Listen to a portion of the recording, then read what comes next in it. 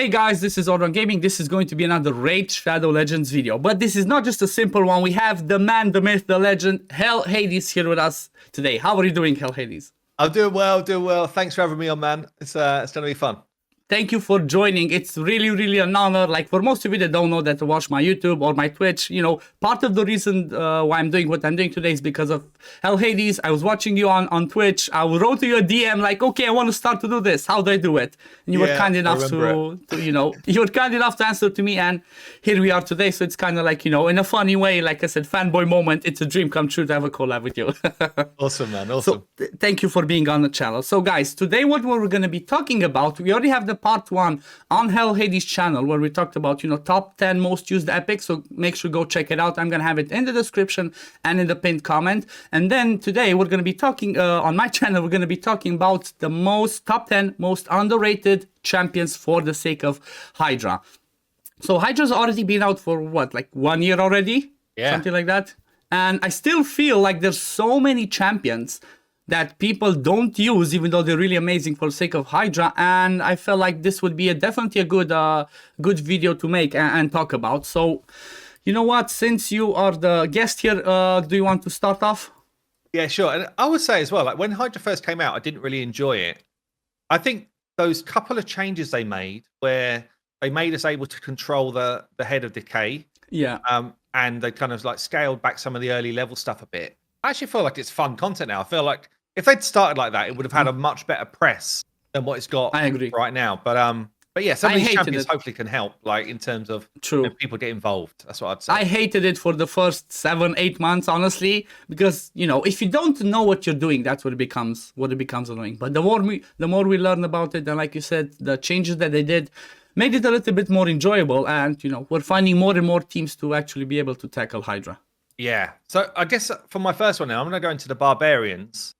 And I'm going to call out a legendary that was a fusion champion quite a while ago now, but fair few people are going to have this champion, Kantra the Cyclone. Yep. And I bet she's sitting in a lot of vaults. And for me, she's actually one of the champions that I use a ton in Hydra teams. I really like her. And I think people just don't quite understand how effective she can be. So the main thing for me, her A2, it's a bit random. But her A2 can just apply debuffs, and there's a whole bunch of them in there. So if you've got this champion and perhaps don't have such a well-rounded team, she could come in as a bit of a filler debuff champion. So she's applying, potentially block buffs, decrease attack, decrease speed, decrease accuracy. Like they're all really valuable Hydra debuffs. She's got 75% chance to land that, and then her passive is where it starts to get quite interesting because she can hit weak, but she will still place debuffs if it's a weak hit. So that A2 will continuously place those debuffs irrelevant of the affinity she's up against. And she's also got this 75% chance to provoke if there's loads of debuffs already out there on that head of decay.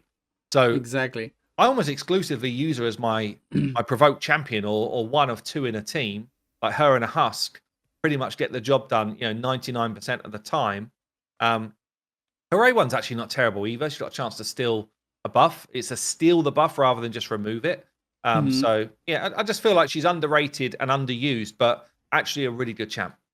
Yeah, 100%. And also her bringing the accuracy lead as well can make her really good. That 60 accuracy can really help. And like you said, 100%, lots of people are going to be like, okay, why is this champion so good? Just look at the kit, look at the debuffs, like, 5 out of the 6 debuffs that she can place on the A2 are amazing debuffs for the sake of Hydra. And having a chance to steal them on the A1 plus the provoke and the other stats that she gets, it's definitely a good shout out. I totally agree with Kantra. She's really an amazing one to call out. Now, let me jump in. I'm going to go a little bit down. I'm going to go into the Dark Elves now. And honestly, the champion that I'm going to call out now is not only underrated for the sake of Hydra, but I still feel like she's one of the most underrated champions in the games. And that's Visix the Unbowed. Honestly, she brings... Okay. Nice. I underrated her myself, but I recently used her, and again, in the right sets and with the right team, she brings you something really amazing. On her A2, she brings the AoE decrease speed, That's on a 3-turn cooldown, and it can it's for 2 turns. It's 100% to land once it's booked, and she also brings an ally protection for all allies. That can make it a little bit tricky because she's gonna be taking most of the damage, but you know, we have Krisk that does the same thing. So building the right set, tank enough with some regen, some immortal, she can help with that. At the same time, on her A3, again on a 3-turn cooldown, she places an AoE provoke. Obviously lands only on the head of DK, but this provoke can come in clutch, and she puts a shield on herself for like 20% of her max HP. So these two skills, being on a 3-turn cooldown, can be really, really clutch. Again, she might not keep the provoke on herself, on her own all the time, but pair her up with somebody that does that, and she's gonna be really strong, especially because she smacks really hard. Like, people don't know how hard Basics can hit. Like, I've done some videos with her, and I was surprised, like, the damage that she put. Just put random instinct on her for the sake of hard, and she was doing like 8-10 million. And bringing all the utility that she brings. Her change actually was a really good one. I think her buff, 100%. whenever it was now, it's probably a good 18 months ago or something, but her buff was really solid. I actually hadn't used her in Hydra, and I think that's a good shout out. Like, the AoE decreased speed, especially, such a good ability, but it's really good. It's really good because early game, like, there's very few champions in the game that do increase speed, decrease speed, AoE. So bringing that alongside a provoke on her kit makes her really, really good. You know, because you might bring somebody else with increased speed that's, like, I don't know, an epic or something else, or you might have a Lydia pair her with this, and boom, there you go. That's your team. That's your increased speed. That's your decreased speed. So definitely one I wanted to talk about. What's your next one? Okay, so I'm going into the Orcs, and we're going into the epics here. We're going to look at Duke the Pierced. And I feel like this guy is just underutilized, honestly. So, some people would say, Stag Knight, quite high up in the list. This guy is basically doing the same as a Stag Knight, but I think he offers more. So he's got AoE decreased attack and decreased defense on the A2 on a 3-turn cooldown, which is great. So, just basically you're reducing the damage you're going to take, and you're improving the amount of damage you're going to do. That's quite a nice kind of combo. But then the A3, so he's got a provoke. Yeah, that's one. It's not 100% chance, but no, it is 100%, isn't it? 100% chance against one target, and then you don't really care about the second part. Yeah, then the second part you don't care, true. Yeah, but then he places unkillable on himself, which makes him potentially a really good head of mischief tank. So he's with the reflect damage as well. Yeah, it just feels like this guy is well underutilized and actually can do a number of jobs for you at the same time. He's kind of like looking at 2 at the head specifically, which seem to be in just about every rotation. Whilst also bringing good debuffs. And his A1 decreased accuracy is actually not too shabby either. So it's a good chance to land. I think the only thing I was thinking about him as well myself, the only problem with him is the A3. Like, the A2 is amazing, the A1 is really good. The problem with the A3 is the cooldown. The cooldown's too long, yeah. If this was on a 3-turn cooldown, or it was for 2 turns, then I could see it. I mean, it can still work. If you don't have any other option to do some provokes, it could definitely work. Yeah, he definitely can't keep it going. In fact, both of those jobs, he cannot really solo the jobs. But I just feel like if you're struggling with it, at least he gives you an avenue to start. True, it's a good start. Yeah, with some increased speed, some turn meter boost in there, you might work. Or like him being a backup one. Not bringing him for the main role of the provoke, but for the decreased attack, decreased defense, and then providing some provoke and mischief targeting. I could see it. I mean, I was just thinking of something. If you pair him with somebody that does AoE Hex, make him do the decrease, hope that you start with the A1 and put the decreased accuracy on the head of mischief, and then you can have everybody with lower resistance and you don't care about mischief targeting and still can bring it back up. But that's definitely a good shout. Hopefully Plarium sees this part and reduces this to a 3-turn cooldown or increases the provoke to 2 turns. Definitely a good one. Okay, one that I'm going to talk about now is somebody that I didn't use myself because I don't have him, but I really wish I had him to test him out. And if you go to the Ogrim's tribe, into the legendaries, I want to talk about Shamrock. Oh yeah, I got him on my list. Shamrock's one of the ones that, everybody hates him. If they pull him, they cry. But now, honestly, for the sake of progress, he's still a good champion. For the sake of progressing your game, bringing, on the A2, he brings you increased defense, then he brings you increased speed as well. It's a little bit funky, the way that everything in here is worded. but he can be really good. Like, I'm not going to read all of it because it's too much to keep reading, but he can bring increased speed, increased defense, revive on death, continuous heals. He also brings turn meter increase on the A3 and decreased speed AoE. He also brings a 70 aura in all battles, and at the same time with the A1, he has a chance of removing the buffs and actually having a chance to steal them. So I feel like definitely he's one of the ones that's underrated. I think I've only seen like Nub use him in Hydra and not anybody else. So if I'm gonna pull him one day, I definitely want to test out and show that he's actually really good. And guess what? He has an insane base speed, 111 base speed. Yeah, true. Yeah. And good survivability stats. So what do you think about him? Yeah, I mean, he was on my list as well. I think his only problem is just a bit, and it's how he's meant to be, but he's just a bit RNG heavy, isn't he? But yeah. The AoE decreased speed, brilliant. It's on a 4 turn. I just feel like they could drop that down a turn, and then he would get more playability as well. But yeah, it's definitely like one that if he's sitting in vaults and people are struggling with Hydra, he should be coming out and getting involved. Exactly. Okay, let's jump to your next one. Yeah, so my next one is actually going to be a fusion champion. He's in the Lizardman, and this one's going to be Vargal, Skull Lord Vargal. I feel like this guy's kit actually is now better for Hydra than it is for most stuff. 100%. It's got really good base stats, like insane base stats. Very high speed, very high defense, extremely high health, massive resistance as a base, like compared to most champions. I think he has the highest base stats in the game, like overall. He does. Like across the board, they are mad. They really like mental, high accuracy as well. It's just they're really high. True. But yeah, his A2 is actually what gives him quite a lot of Hydra mechanics here. So again, he's placing Strengthen on himself for 2 turns, and that's on a 2-turn cooldown. So that one you can maintain 100% of the time, which makes him a really good head of Mischief tank. And then he's got the 100% chance to provoke for 1 turn. Again, it's on a 2-turn cooldown, so you even need him to be able to outpace the head of Decay to get the 100% provoke going all the time, or you need another person supporting him. But I see a lot of people doing this all the time. Like if you've got increased speed on and decreased speed on them, and there's a good chance you keep this up 100% of the time with 1 champion, which is cool. And then AoE decrease attack. It's actually a really good ability on his A3. Generally for Hydra, all of the damage is coming from attack anyway. So yeah, his passives don't really kick in. I wouldn't say that. I think there's anything on his passives. That nothing works unless you bring skull swords in. Which I mean, if you do, good luck. You never know.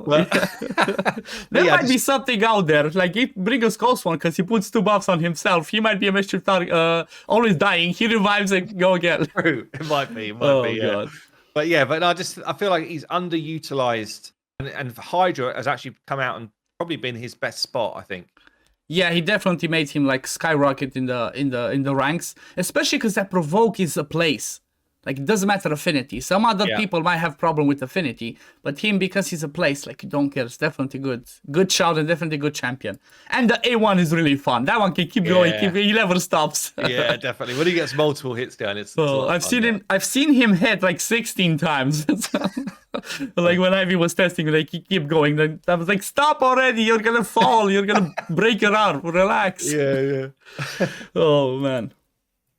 Okay, since we're here, you know what? I'm gonna call somebody that I'm quite sure lots of people don't know or don't use and should have known. They already fed this champion. I did that mistake, and that's Jizzo. Oh, okay. Yeah. Jizzo can actually be amazing for utility. He's not gonna bring you the crazy damage. He's not gonna bring you the crazy stuff. But what Jizzo brings you is on the A3. He puts he has a 100% chance to place a provoke for 2 turns on a 4-turn cooldown with a continuous heal on himself. So what does that mean? He has an extra buff and he puts provoke for 2 turns on a 4-turn cooldown. That's not all. If you look at his A2, places a shield buff for 3 turns and a counterattack buff for 2 turns on 1 ally. He can place it on himself. Then grants an extra turn. The value of the shield is proportional to this champion's defense. You don't care about that. You don't care how the shield is gonna look, what's with the shield. It's gonna be decently strong if you have some increased defense. Yeah. But basically he's gonna have 3 buffs on himself. He's gonna bring you 3 turns provoke on a 4-turn cooldown. That goes down to a 3-turn cooldown because of the extra turn on the A2. So he can be a really, really strong provoker and mischief target if you have no other option. Like, I've tested some stuff with him and he's definitely viable. He can definitely cover those roles. I even fed mine. Like, I fed my Jizo a long while ago. I fed mine, and then like Ivy pulled me one like a couple of months back, and I'm like, straight up, I need to make a video on this guy. He's really, really good. If you're playing on auto, can you make it so that like you're controlling who's getting these extra buffs, so you can control the targeting? Or I don't think so. I think he always does the A2 on the lead. I haven't tested, but like, yeah, he's more for the sake of like manual runs. Yeah. No, that's still an interesting one. I didn't see him coming. I didn't see that coming at all. But as you talked about it, it makes sense. Yeah, there might be another one. There might be another one that you might not be expecting that you're gonna see here. Okay, nice. Yeah. Okay, let's jump to your next one now. Yeah, so we're gonna go into the Night Revs. Yeah, and I think this champion's. I don't know if super underrated is quite right, but I feel like I don't see her in a lot of teams. So Hylicia is just a really, really strong epic from the Night Revs, and probably more so now they've made a bit of a change to Hex as well. So basically, we're looking at her A3. So she's got 100. She basically places decreased defense. Yeah, it's a hit. Yeah. So you can weak hit, but you don't need any books to make that 100% chance to place decreased defense. She's one of only like 2 or 3 champions where that's relevant. So you know, if you're short of books, you can still come in and do the job. Obviously, if you book it down to a 3-turn, it's better. But then when attacking enemies under the decreased defense, 50% chance of placing Hex. And as we know now, when Hex is out there, you start to just get additional damage. Yeah, so that 10% extra damage soon adds up when you're talking Hydra, because you got 4 heads you're hitting constantly. Like, that's a lot of extra damage actually over the course of a run. So I think she's just strong. Her A2 is actually pretty good as well. Another AoE hit, increasing the duration of debuffs on enemies. So again, decent damage from those AoEs. And I just feel like generally strong champion. She's got a debuff spread on her A1. If Hex is out there, it just feels like she could do a lot of work. That's true. I tested her myself. I think I made a video last week. I put her in there in Reflex. Kind of like, let's see what she can do as DPS. She's extremely squishy. So for higher levels, like, unless you bring like some shields, ally protections, it's like, yeah, she's not going to be as good for higher levels because she's going to die. Like, she's going to be on her belly most of the time. But for lower levels, like, she did 15 million damage for me on her. Wow. 15 million. Because of the decreased defense, she can smack really hard. Yeah. Apart from bringing lots of utility, she can smack really hard. So instead of like, because like I mentioned, for lower levels, like normal and hard, raw hits and HP burn are better than max HP. So bringing somebody like her in the slot of those, you know, Royal Guards husks that you're going to use for the sake of damage, she's going to do some work. So that's definitely a good shout out. Now let's jump to the other one that I think you might be surprised about. Let's go to the dwarves. And let's go down to the rares. And let's talk about Master Butcher. Ah, the Butcher, yeah. The Butcher. He was actually, he was in my free-to-play series. I was like, damn, this guy's doing work. He can bring some surprising things. I've used him in the last few months quite a lot. I used him to showcase that he can be a potential replacement, for example, for Bommel instead of the Vogoth. It's not the same, but he can do the job. But for the sake of Hydra, what he brings is pretty simple. It's like, you know, he's the budget version of what he does. And that's straight up provoke. Yeah. If you go to the A2, he places a provoke debuff on the target enemy for 2 turns. And he also places increased crit rate and increased attack, the baby versions, on a 4-turn cooldown. So basically, if you don't have no other provoke... It's unusual for provoke to be placed for 2 turns. There's not that many people that do it. No, it's very few. I think there's like around 5 of them in total that they can actually do that. So to see this on a rare, it's pretty amazing. Yeah. Like, I have some videos on him doing this one, and he actually did his job. He did all he had to do with this one. Obviously, I didn't rely on his crit rate or increased attack, but still, that brings you a little bit more damage. And guess what? He even has on the A1 a backup provoke, 30% chance to land again. So what you have to do with him, just put him in a reflex set.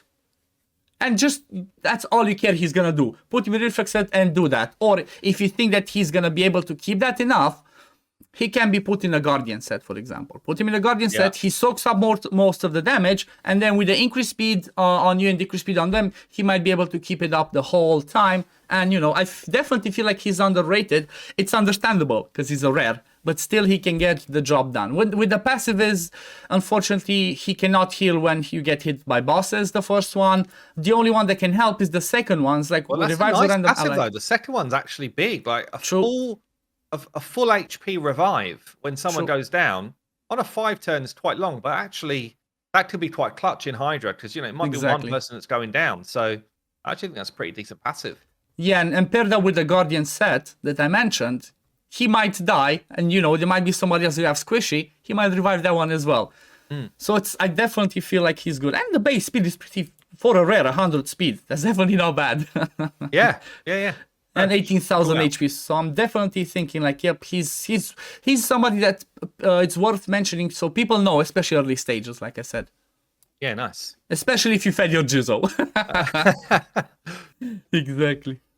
Okay, next one for you. I think this is number 4 or number 5. Yeah, so this one for me, I'm going into the Lizardman here. Yeah. So this champion's got a lot of spotlight on it recently for the twins, but I'm calling out Aox. Okay. Aox the Rememberer.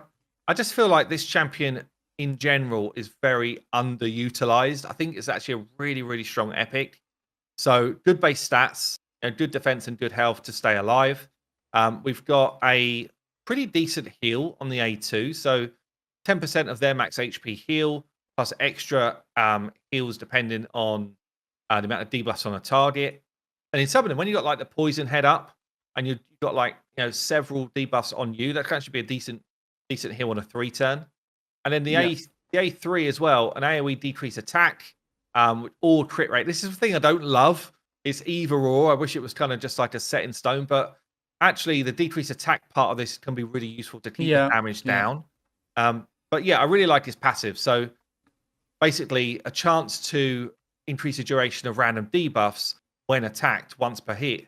Well, pretty much that should enable you to keep a lot of your debuffs up just for longer spells, especially if you've got like a burner in your team and you're trying to keep that burn kind of ticking over and over. I just feel like Aox the Rememberer brings you a lot. Just brings, you know, poison not so much on his A1. It's kind of like a side part, but I just feel like his kit is still really solid for this content. Yeah, definitely I didn't think about him. That's pretty true. Like, especially like you said, decreased attack, heals on the A2 and debuff extension on the passive, that can be a really, really solid champion. Yeah, I honestly didn't think about him. Did not think about it's definitely not one that comes to mind as like must be in a team, but I just feel like, you know, if you're trying to get to grips with Hydra and you're looking through your roster at people that could help, I feel like he can come in and do some work. Yeah, that's true. That's true. Like, especially like all the support that he brings. Definitely a good shout. I might have to test him because I pulled him recently. I didn't have him like a month ago. Pulled him recently. I might have to test some stuff with him. Nice. Okay, let's jump in now. Back to the dwarves. This one's a champion that I haven't tested personally, but I see the potential in her. So in the legendary category, Molly Tankard. So Molly is like, you know, most people know her. She's the one that you use for Arena for the sake of anti-hedgy teams. That's how I have mine built. So that's why I couldn't test her for the sake of Hydra. But the thing is, she brings on her A2 an AoE provoke, which this makes auto comps viable because being AoE, you're definitely going to provoke the head of DK, but with the chance of placing the provoke for 2 turns. So this one's a provoke for 1 turn on a 3-turn cooldown, but there's a chance to place it for 2 turns, and she also places reflect damage on herself. So there's potential in here to have her be a mischief target because of reflect damage. Reflect damage is not as common of a buff that you would bring in Hydra. So this could be a unique one that she could use and bring that. At the same time, she brings you, you know, a revive on the A3. It's a 4-turn cooldown. It's not the best revive in the world, but it's paired up with the provoke. So it's like, you know, it's not that bad. And at the same time, if you look at her passive, she fills the thermometer of all allies by 15% when she's hit But against bosses, she fills the turn meter of all allies by 25%. And this one has a 1-turn cooldown. So as long as she gets a turn, she gets hit again, she keeps going. You know, she keeps boosting that. 25% is a lot. So that makes her kit, you know, if you have another increased speed and decreased speed going along with her turn meter boost from her passive, she can do work. Like I said, I haven't tested mine. I might have to test it, but resources, it costs so much gems to reset masteries and silver. But yeah, and then the A1, it's like just simple hit. She does more damage against target under HP burn. What do you think about Molly? I was actually interested. Like, I was going through some of the team suggestions in the optimizer before we were doing this video, and I saw Morley popping up a lot. And I do remember someone in my Discord was saying, like, you've underrated Morley for Hydra. You need to change that number. And I did. I upped it based on what they were saying. But yeah, it's actually when you start looking through the kit, that turn meter fill, the amount of times that's kicking in, that would be massive, actually. Over the course of a Hydra run, you're getting a ton of extra turn meter just from being hit. Exactly. So, yeah, it's one that I hadn't really considered as a Hydra champion until recently, but it does make complete sense. It's a shame it's a 50-50 on that 2-turn provoke. Yeah, true. That's true. But maybe you just cycle round quick enough with the passive to keep it consistent anyway. Yeah, or if you have like a backup that there can be, you know, a backup provoker in there that can be good. Because the whole thing is like Hydra has 3 AoE heads. So it has 3 AoE heads. But because she has, like, if she's going to be your mischief target, that's guaranteed another hit on her. Yeah. So that's passive's going to proc a lot with the turn meter keep being boosted. So definitely somebody that's worth keeping an eye out for. Are we done, or do you still have one more? I've got one more, actually. Okay, let's go. Which I'm happy to go with. So, yes, in the Dark Elves, I don't know if I've done my number or not, but I've got one more anyway. It's fine. Doesn't matter. Let's go with it. So, Ruel the Huntsmaster, the Dark Elf legendary. Yeah. Now, this champion, I feel like he sits in everybody's vault, right? And if you've already got Mithrala, this champion, I feel like his value just surges because he's all about Hex. He's all about Hex and doing damage, but he really does a ton of damage, like an insane amount. I put him into a team doing a bit of a showcase for fun, and I couldn't believe how much damage he ended up doing. It was like ended up being like a 50 million hard run. I was expecting like a 20, 25 million. I got 50 million, and most of the damage was Ruel. He just kept getting his AoEs back. So he's basically relies on his A3, giving the allies increased accuracy, and then putting Hex out, and then he gets a turn meter fill, and then his A2 absolutely smacks as hard as anyone in the game. And it just he does an extra hit if Hex is out there, so he really needs Hex to be there to do the damage, and then you also get this kind of ignored defense part if Hex is out there as well. So yeah, you do need to still bring in like a drop defense champion and what have you, but his damage is just so off the charts if you build him right and get him going. And yeah, I just feel like, I don't know, I just feel like he's someone who doesn't really get a lot of love, but I really enjoy this champion. It's a lot of fun. I totally agree with you. I had a video a while back with him and Mithrala. He just destroyed Hydra. He just destroyed with the damage. And the thing that people do not know about him, like, you know, going a little bit outside of Hydra, he has the biggest nuke in the game after Seer and like Poison Explosion. That's what I usually ask people. When people come and ask me like, oh, how do I make speedruns? Ask them, do you have Seer? They say no. They have Poison Explosions? They say no. The third one asks, do you have Ruel? Yeah. Ruel can do some insane damage. So this is definitely a good shout out. He also brings a nice aura, increase crit rate in all battles by 20%, so that can be amazing. Definitely a good shout, and I really like this champion myself. I did lots of videos, lots of showcases with him. The only thing that obviously is annoying is the base stats. So he kind of dies down after, like, you know, higher levels because he's so squishy. 980 defense. Protection, don't you? You need just. I guess Mithrala pairs quite nicely with him because her buffs actually give him a lot of support. You know, like the strength and the shields and stuff. True. But yeah, like you say, his base stats they just need a little lift.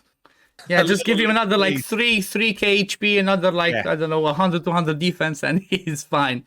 But being paired with Mithrala is definitely the best place. Increased defense from Mithrala, shield strengthens. You know, that's definitely really crazy.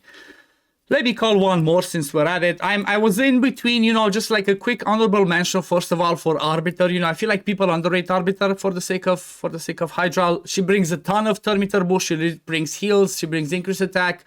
She can decrease the duration on her with A2. She can increase the duration of buffs. That one can work on weak hits. People maybe didn't know. Nice. The A2 works on weak hits, so keep that in mind. So she's just an honorable mention. She can bring a weaken on the A1, but all the turn meter boost, can make her good for sake of that. Just need to keep her obviously alive.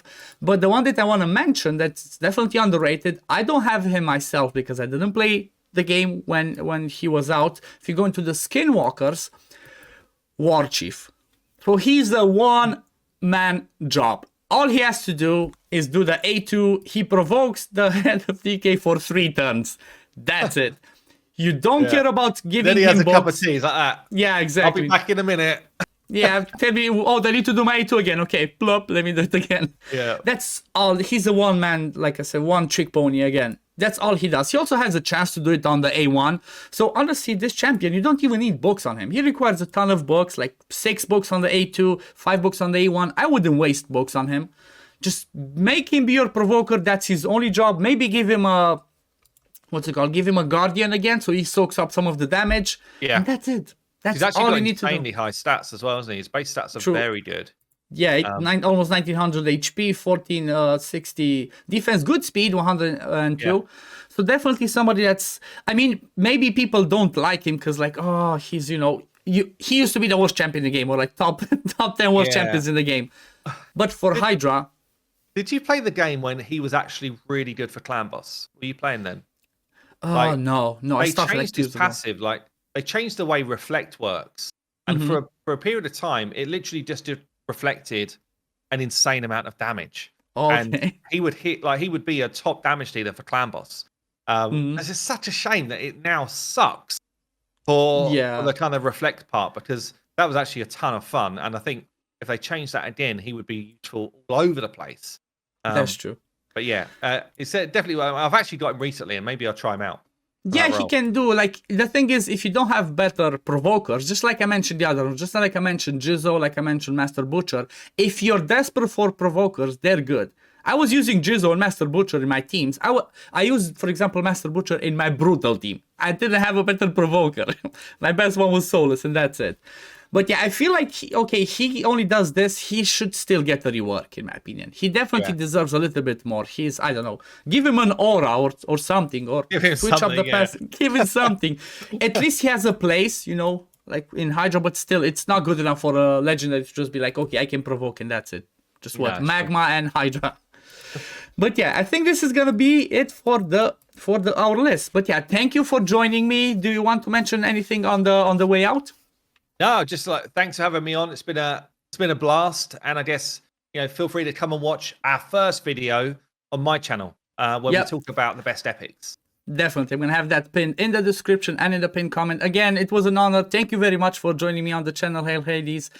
And guys, this is gonna be it for this video today. Don't forget to like and subscribe. I'm trying desperately to get to tier 3 so I can do more, test out more stuff.